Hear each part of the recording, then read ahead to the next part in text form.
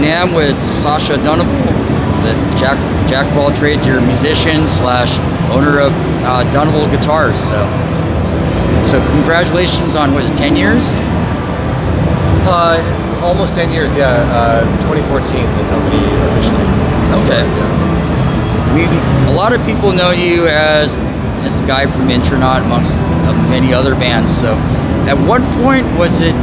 Did you make that transition to going from just being band guy to actually a business owner?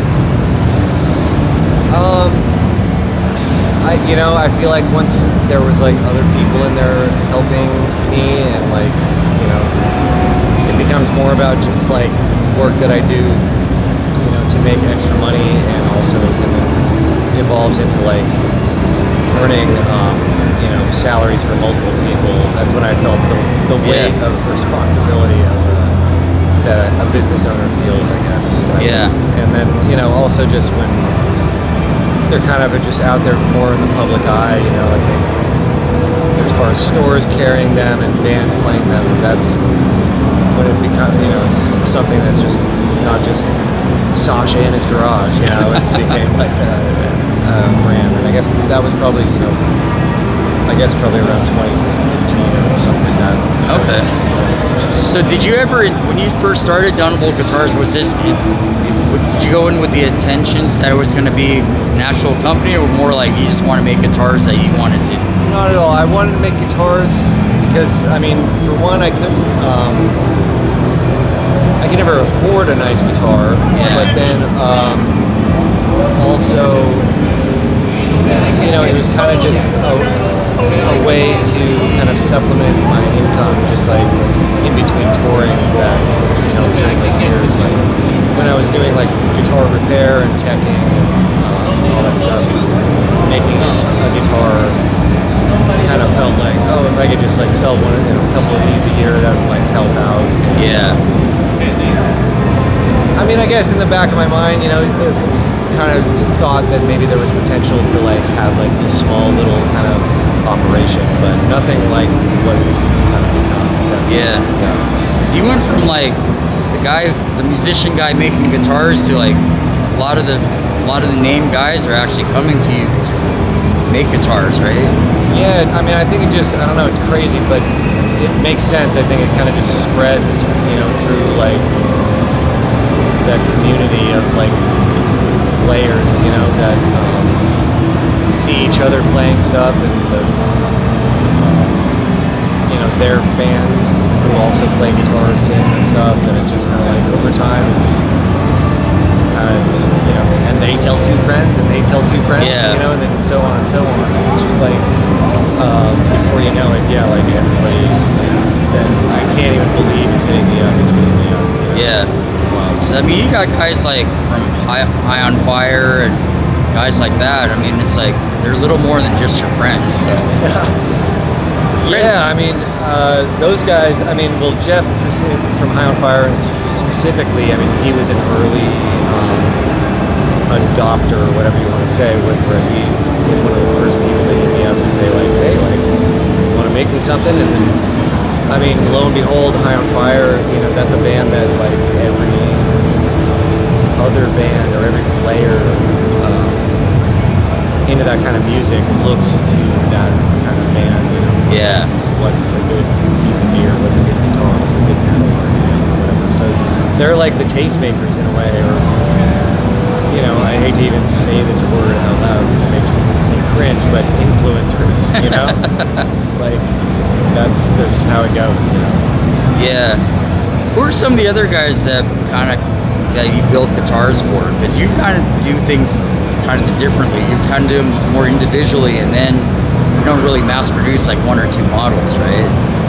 Well, we have like 6 models that are produced, and there's sort of like the different levels of production run, where we'll make like a few dozen of a certain model and a couple colors at a time, for retail or just direct through our site. People can also custom order things, and usually for like band people that that I'm interested in building for, you know, they can just kind of like tell me what they want and work out some kind of deal where, you know, they're maybe not paying full price in exchange for, you know, them using the guitar. Yeah. You know, it's sort of like, it's how we like advertise, you know, we don't like do any other kind of advertising really. But like right now we're building stuff, we're finishing few fun things. I mean, I'm finishing a guitar from Mike from Yaw, bass player Brian from Pelican. These are like all bands that I just like, you know what I mean? Yeah. So it's like, if you're in a band I like and you think you want something, like all you have to do is just email me and like, I'll hook it up. You know, there's all kinds of folks right now that, there's Piggy D from Rob Zombie's band, of all people, like hit me up asking, and we're gonna like collab on a couple basses. Oh, nice. And where he's kind of gonna take care of the paint stuff, but they're gonna be Dunables and stuff. I don't know, just fun stuff like that. That's just really cool. Yeah. So, what are some of the other things that you've done differently that you maybe didn't do in the very beginning? Some of the newer ideas. I mean, it's kind of all sort of the same, like, philosophy, but I mean we didn't scale everything up really, because it used to, at first it was just me making everything literally by hand, you know, with hand tools and routers and stuff. And now we have a couple CNC machines and paint booths and 10 people working, you know, and so that's very different. I mean, I feel like more of like a manager of people now in some ways than like a guitar maker. Yeah. Even though I am still very hands-on on multiple parts of the process, it's different. Yeah. Did you go to luthier school or anything like that? I did take a class in like the late 2000s. MI had like a kind of part-time course that we went like at night, like a night school kind of thing for like 6 months. Just learning like the basics. I mean, it was kind of while I was already in the mode of like guitar teching, and I just kind of wanted to know more about all that stuff. And it was honestly really valuable experience. So, And being a musician yourself, are there things that, I guess, I don't know who you're endorsed by before you started this company, but playing different guitars, are there things that you learn from playing different kind of guitars that maybe you put into your definitely. I mean, like having played a bunch of different guitars throughout the years. I mean, and honestly, working in guitar shops, I got to play like every kind of guitar and brand, and see what I liked and didn't like, and that really definitely informed the designs. I think so. Okay. And now, being that you're a musician, are you still, what's going on with your music aside from this? Well, Intronaut's like slowly working on a record. I mean, it's like almost done. It's been almost done for like a while. I mean, we started writing and demoing early 2020, and like right after the last record came out. And at this point, it's kind of been my fault that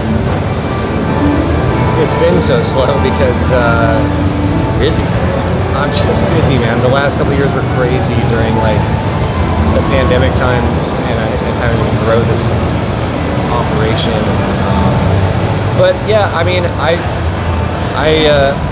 built a studio in my house a year or so ago,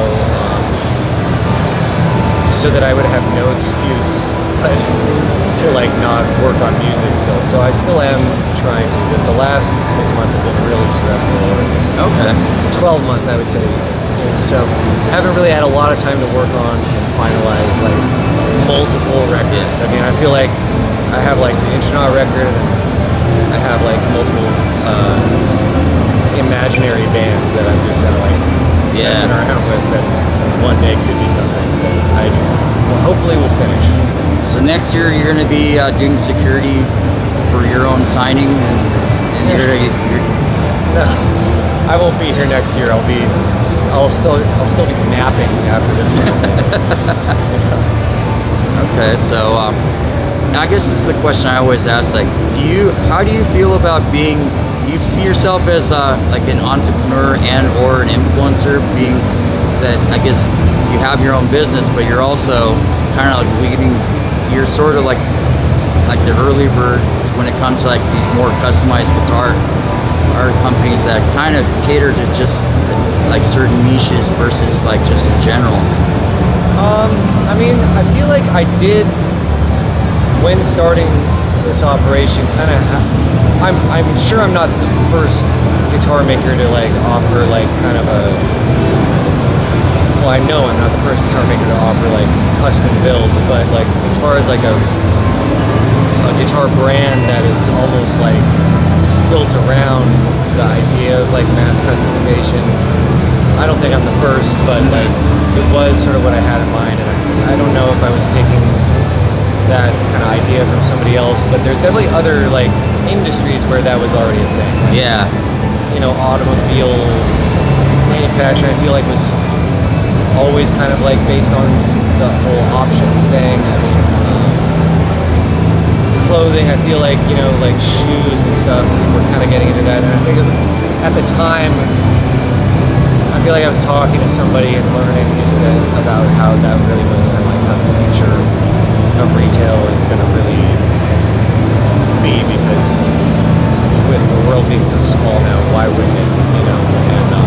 And, But no, I don't consider myself to be an entrepreneur or influencer. I hate both those words, and I didn't start a business. The business started itself. Yeah. And I'm resentful of it at this point. But I know nothing about running a business other than you make money faster than you spend it, and you know, try not to go crazy. Well, you lasted longer than you thought you would. So, so at least I guess you are an entrepreneur to some degree. Sure, but yeah, sure. Okay. Lastly, if people want to find you on the interweb or otherwise, where can they find you? Dude, it's so my brain is scrambled, but it's DunableGuitars.com. Okay. All right. Cool. Yeah.